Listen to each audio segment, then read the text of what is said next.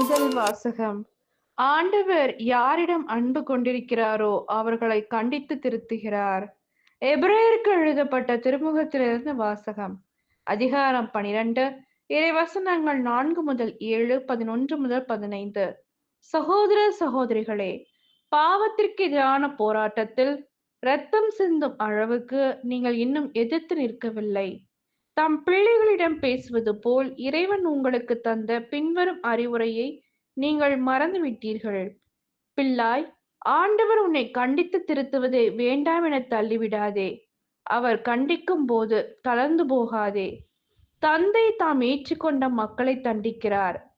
ஆண்டவர் தம் யாரிடம் அன்பு கொண்டிருக்கிறாரோ அவர்களை கண்டிக்கிறார். திருத்தப்படுவதற்காக துன்பங்களை தாங்கிக் கொள்ளுங்கள். கடவுள் உங்களை தம் பிள்ளைகளாக நடத்துகிறார். தந்தை தண்டித்து திருத்தாத பிள்ளைகள் உண்டோ?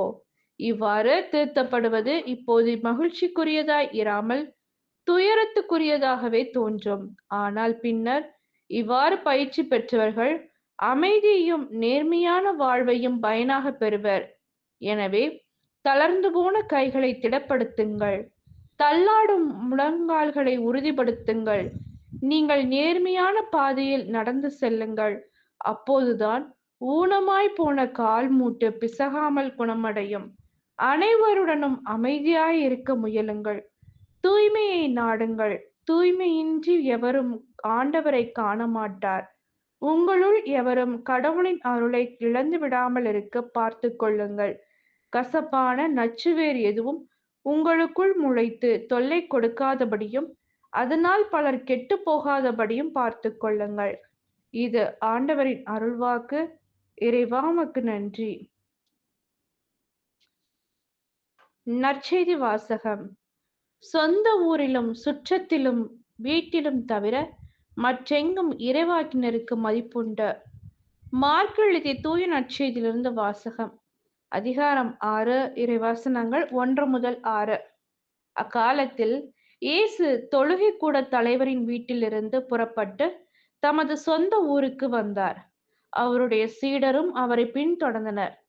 ஓய்வு நாள் வந்தபோது அவர் தொழுகை கூடத்தில் கற்பிக்க தொடங்கினார். அதை கேட்ட பலர் வியப்பில் ஆழ்ந்தனர்.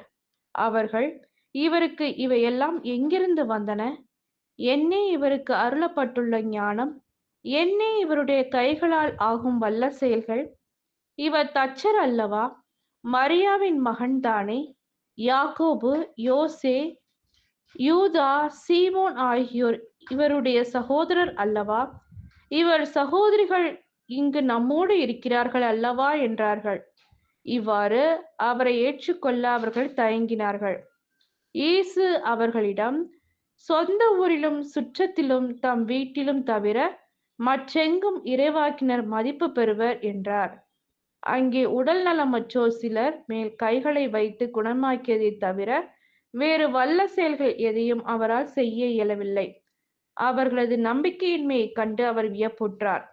அவர் சுற்றிலும் உள்ள ஊர்களுக்கு சென்று கற்பித்து வந்தார். இது கிறிஸ்துவின் நற்செய்தி. கிறிஸ்துவே உமக்கு புகழ்.